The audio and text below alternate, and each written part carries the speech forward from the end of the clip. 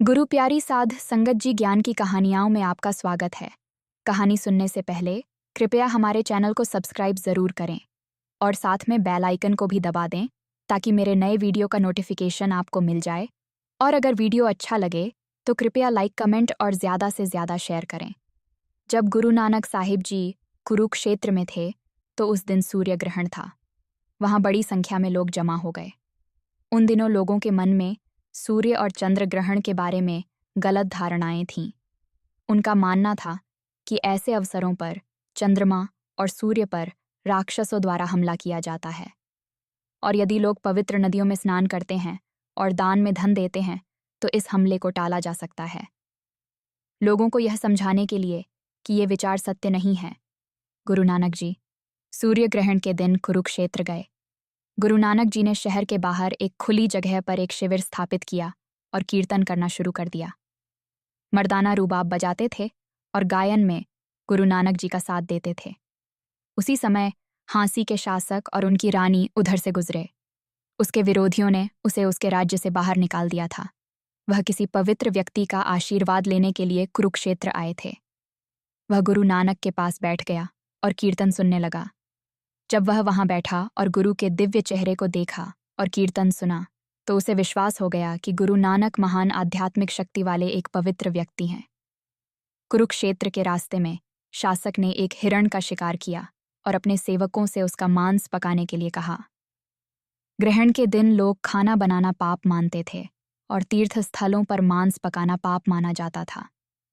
जब पुजारियों ने खाना पकाने की आग से धुआं उठता देखा तो उन्होंने शोर मचा दिया, और जब उन्हें पता चला कि मांस पकाया जा रहा है तो वे और भी क्रोधित हो गए। उन्होंने बड़ी संख्या में लोगों को इकट्ठा किया और ऐसे पापी पर हमला करने और उसे मारने के लिए उनका नेतृत्व किया।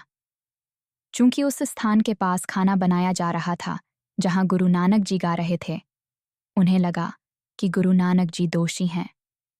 उन्होंने गुरु नानक को गालियां दी और जान से मारने की धमकी दी।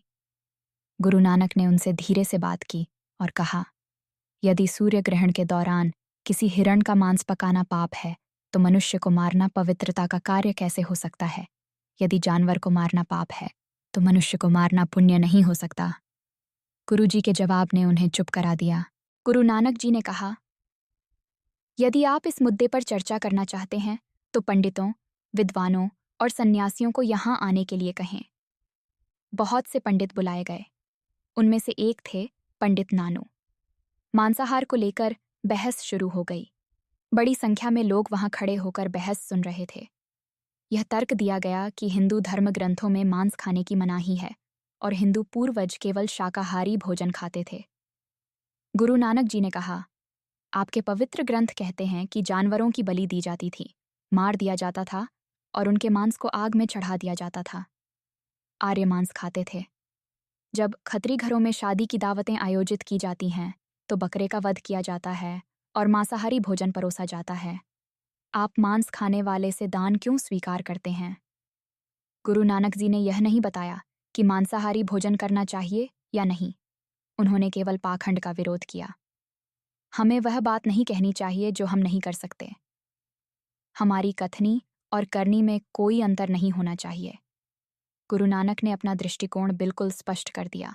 उन्होंने कहा, हमें वह भोजन नहीं खाना चाहिए जो शरीर को नुकसान पहुंचाता है, बीमार बनाता है और मन को भटकाता है। वही भोजन अच्छा है जो शरीर को स्वस्थ और मन को शुद्ध रखता है। इस संबंध में गुरु नानक द्वारा बताए गए सिद्धांत ऐसे हैं जिन्हें किसी भी देश के लोग अपना सकते हैं। इस सिद्धांत का पालन करके सभी सुखी जीवन जी सकते हैं।